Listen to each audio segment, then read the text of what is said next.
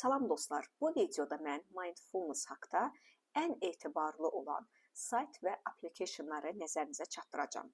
Amma ilk öncə onu deyim ki, adətən mindfulness deyəndə insanlar nədənsə bunu dəfələrlə qarşıma çıxıb ki, daha çox pozitivlik, ana yüklənmək, pozitiv anlara fokuslanmaq kimi qəbul edilir.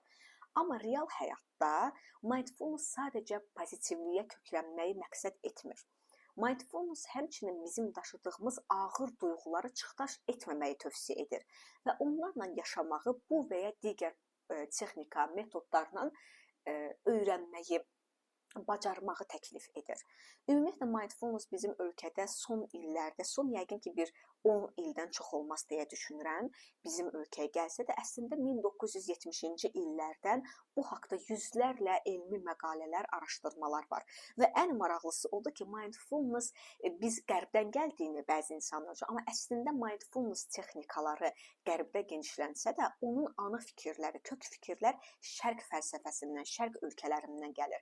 Yəni qərb ölkələrinin həm də üstünlüyü ondan ibarətdir ki, onlar şərqi alçaltmaq, pisləmək, tənqid eləmək əvəzinə orada faydalı olan nələrsə götürüb özləri inkişaf elətdiriblər. Hətta bu gün elmi sayılan müxtəlif terapiyalarda mindfulness stress reduction terapi, mindfulness based cognitive terapi, dialectical terapi kimi elmi psixoterapiyalarda mindfulness'ın müəyyən texnika və metodları tətbiq olunur və ən etibarlı elmi alimlərin hazırladığı application və saytları sizin nəzərinizə çatdırıram. Birincisi applicationlar Headspace, Stop, Breathe, Think və Mindfulness adında application. Bu üç applicationlar ən etibarlıdır. Saytlardan isə UK və USA belə deyək, ən aparıcı mindfulness tədqiqatçılarının hazırladığı iki ən məşhur sayt var. Birinci mindful.org, ikincisi isə franticworld.com.